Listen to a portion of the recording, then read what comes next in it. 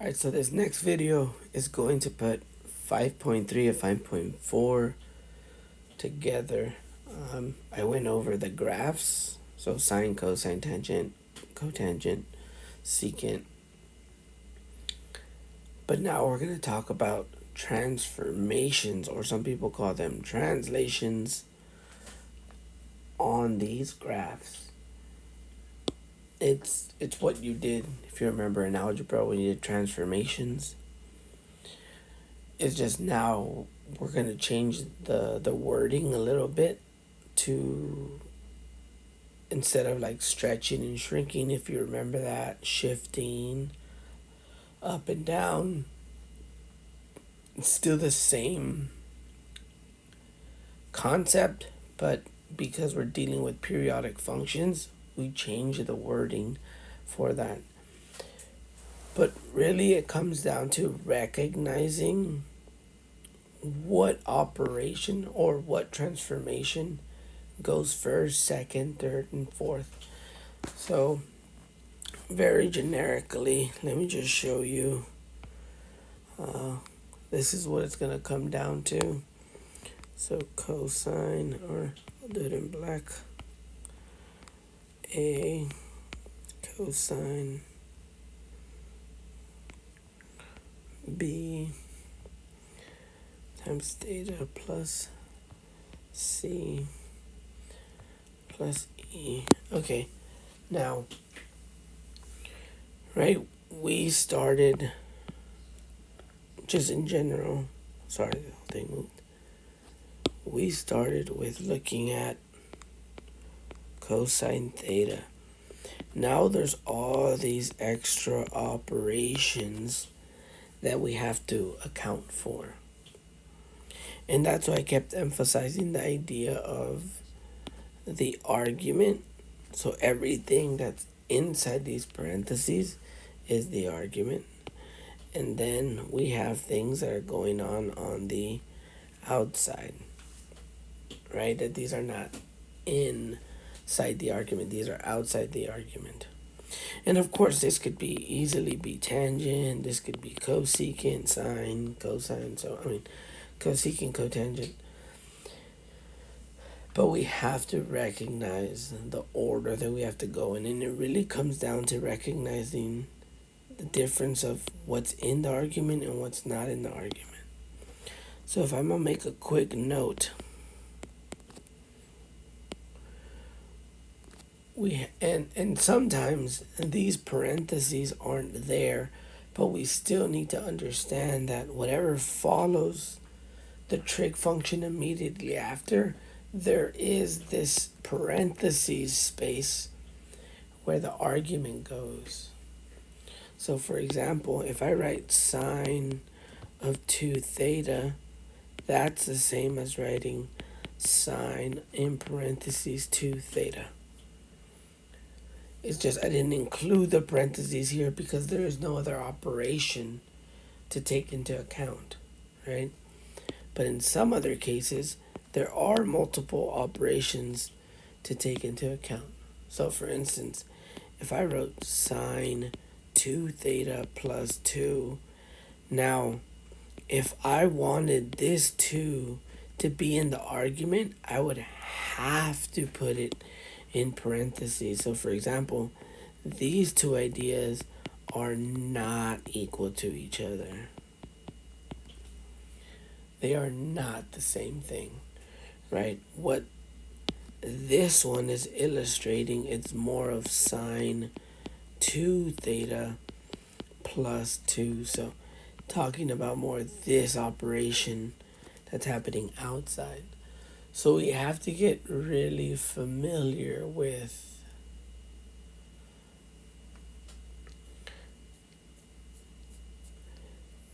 recognizing these things, because if not, we might be doing the wrong transformation. Now,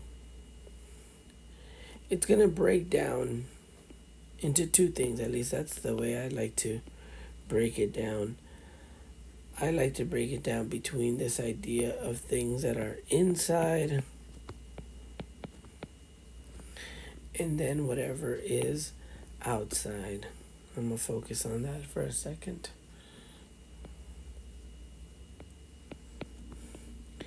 Now, the reason why I say that is what I was talking about here, right? Inside the argument and then outside the argument. But really, even though there is going to be an order, so there's going to be something you do first, or let me actually write here, first and then second. And then there's something that you're going to do third and fourth. But in these two separate locations, right, the inside and the outside, you're looking for the same thing. What do I mean by that? Is I look for any multiplication. Oops.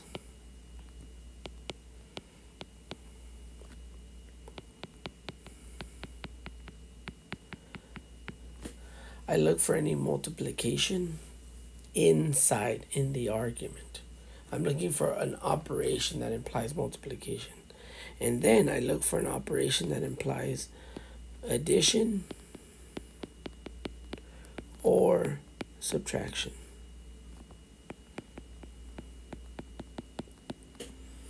And I'm going to do the same thing outside. I'm going to start with looking for multiplication.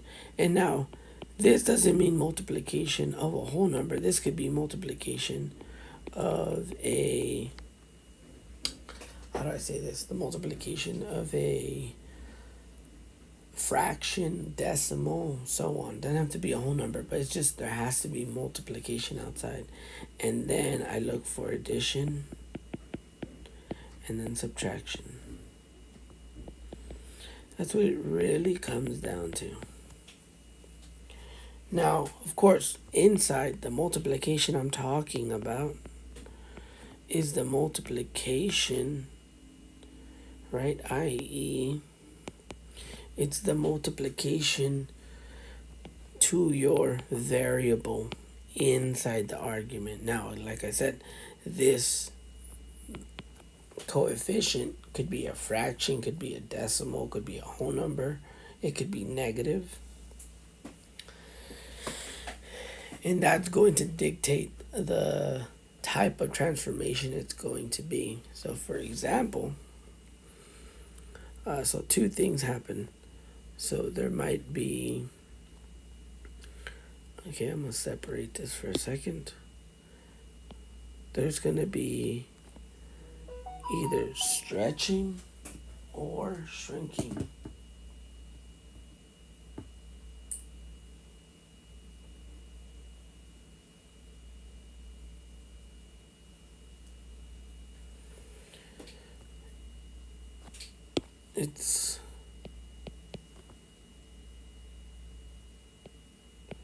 It's either going to stretch or it's going to shrink the graph. And now something to remember from algebra is that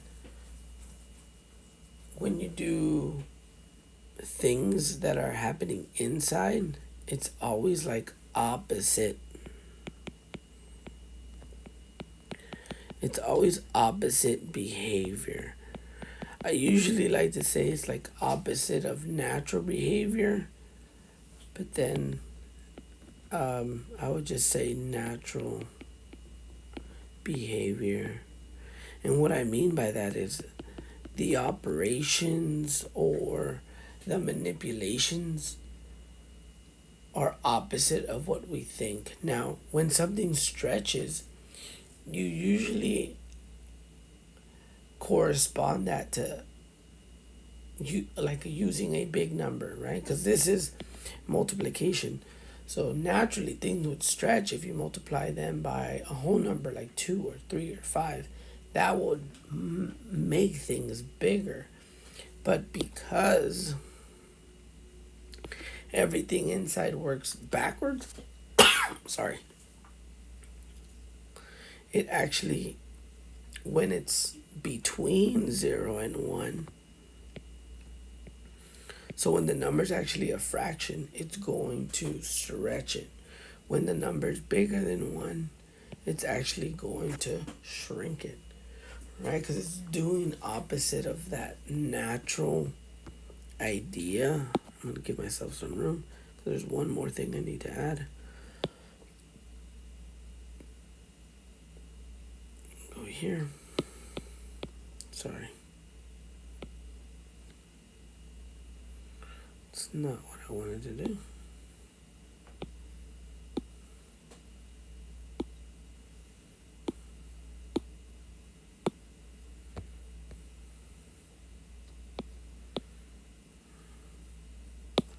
There we go.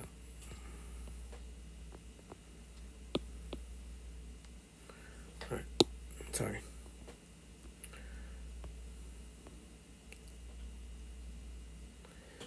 Now, one other thing that it's separate is if that number happens to be negative. If it's negative, then that means it's going to reflect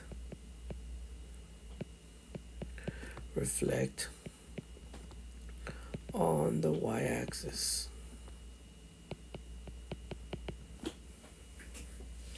And not before, we would just call this stretching or shrinking, but this also manipulates the period, right? Because if we're going to be stretching or shrinking the graph, right, this would be a normal sign. If we're going to stretch it, that means we're changing the period of that graph. So the way you determine what the new period is you take your original period for, and remember pi, 2 pi was the period for sine, cosine, secant, cosecant, and you divide it by that number.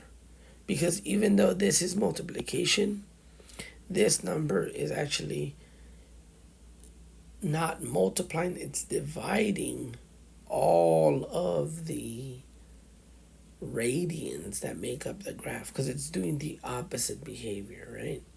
So it's even doing the opposite operation. Now for tangent and cotangent, those had a period of pi, so I would have to divide those by that number. Now if there is no number multiplying inside, then I don't have to worry about it. Now there is this sort of, how do I say this? There is a intermediate step that I would call 1A step, and that's only when, for example, we come across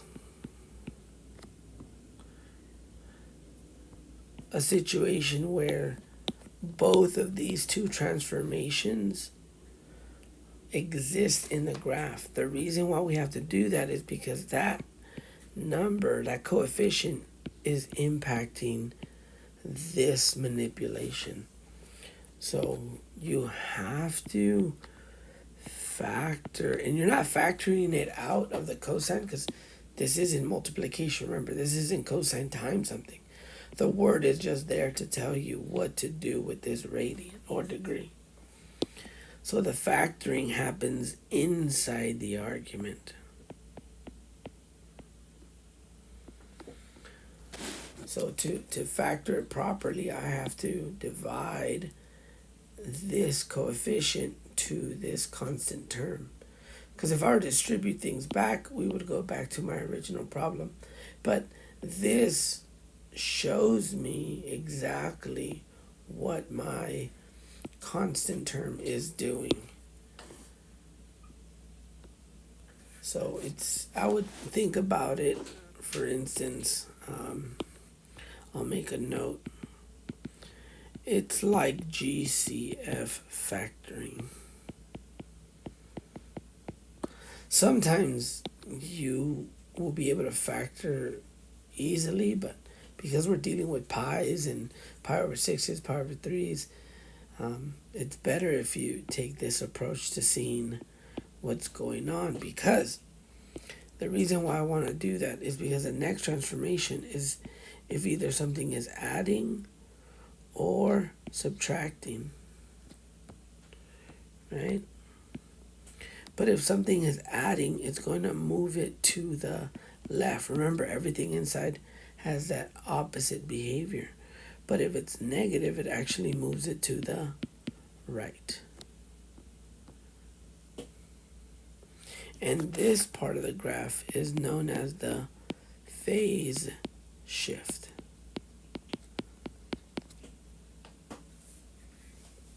Because we're not just talking about shifting left to right. It would determine, the phase shift is determined by whatever we're adding or subtracting by. That's what the phase shift would be. But that's probably the trickiest when it comes to doing these. And luckily, we're only going to graph one period of the graphs. We're not going to focus too much. And then we're going to move to multiplication. So this one's much nicer. This is when there's multiplication going on outside.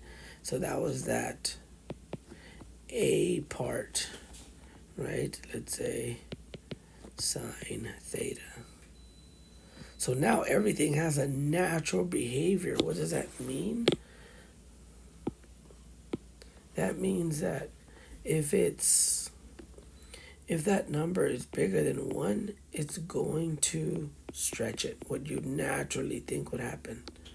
But if it's in between 0 and 1, it's going to shrink it.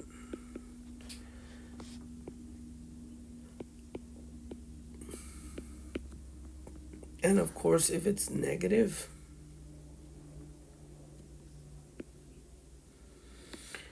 it reflects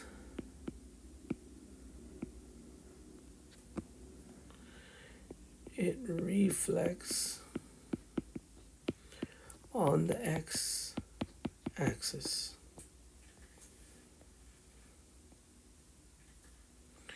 And this part is what dictates, so the absolute value of this is what dictates the amplitude of the graph. So this is talking about how high and how low the graph goes. Now, for example, cotangent, secant, cosecant, there is no amplitude because they go up and down forever. So this amplitude really pertains to sine and cosine, but for the sake of practice, I still will have you illustrate the amplitude regardless of what function we're looking at. It just shows me that you can recognize that this value is multiplying. And one other thing to recognize is the inside is manipulating my independent variable. My outside is manipulating my dependent variable. So in other words, the radians here, the y values, right? The y-axis here. And last but not least, we have addition and subtraction. Luckily here, there is none of that factoring that needs to be done. But positive will do naturally what you think, will move it up. Negative will do the natural thing, which will move it down. Now let's do a quick example. I'll make a second video with more examples, but I just don't want to crowd everything. But I don't want to make this video too long, but I will make separate video doing more examples. So this first example, we're going to sketch the graph and list the period, the phase shift, and the amplitude. So this first example will be f of theta equals 2 sine of x plus pi over 2. So again, the very first thing we look for is if anything is... Actually, I take it back. There is one step that I forgot to illustrate. And that's usually step 0. And that's always starting with the parent function. Oops, sorry, I didn't mean to do sine. I meant to do cosine. So the parent function is cosine. And I'm only graphing one period of cosine, so that means I know cosine starts at 0, at 0 at pi over 2, 1 negative 1 at pi, 0 at 3 pi over 2, and then 1 at 2 pi. And I know it looks like the horns. It comes here, goes down here, comes up, and then goes up one more time. It looks like a horn, right? And that's why I said you want to practice remembering what these graphs look like. And that's always how I want to do things. I want to start with the initial graph. Now I look for anything multiplying inside, which there is no coefficient multiplying here.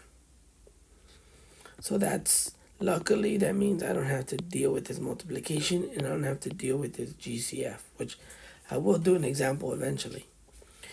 And because there is no coefficient here, I don't have to change my period. My period is still going to be exactly the same. The period for this graph, since we're dealing with cosine, it's still 2 pi. That didn't change. But we are going to move to the idea of this shifting, this phase shifting. And that's this pi over 2. And again, this pi over 2 is adding. So that means that it's actually going to move it to the left. And if you notice, that's why, and I'm moving to the left by pi over 2. Now, if you look at this next graph, that's why I started, this 1 used to be at 0. But if I move 1 to the left, right, here's the y-axis, here's the x-axis. I moved 1 to the left. So now my point is at negative pi over 2 and 0. And then the point that was at pi over 2 moved to 0. The point that was at negative 1 moved to pi over 2. And then 0 and 1.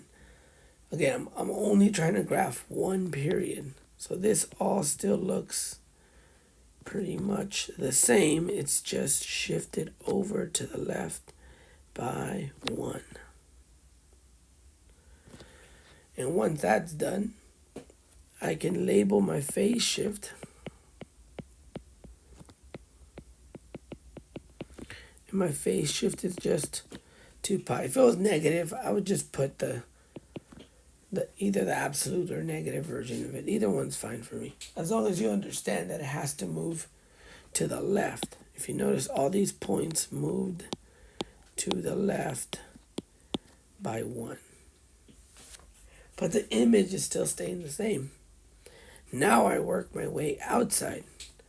But outside, if you notice, all my y values are my radians, or x, or independent variables, are all still in the same place. But the amplitude, I can label the amplitude here. The amplitude is if there's something multiplying outside, which there is, and it's a 2. But remember, I said the outside manipulates the dependent variable, meaning the y's. So these 1's, I'm essentially just multiplying them by 2. So 1 becomes 2. And then negative 1 becomes negative 2. And then when I multiply these points on the x-axis, well, 0 times 2 is still 0. So those stay at 0. And the 1's go to 2. And now my graph has stretched vertically. And that's how I do want to see for the exam. So the exam will include these examples. You already have the exercises. I will make another video with a couple more examples, but this is what I'm looking for, just one period of the graph. If you notice, I still have the overall image, but I am labeling where the things have moved to, right? And I'll try to keep it to nice numbers, or we can move over nicely. And then, of course, when we change our y, all we're doing is it's multiplying. So you just multiply to your -1 and 1, and it gives you a rough image of what's going on. But now with this, hopefully you can practice some of the problems that I've assigned, and I'll do a couple more examples.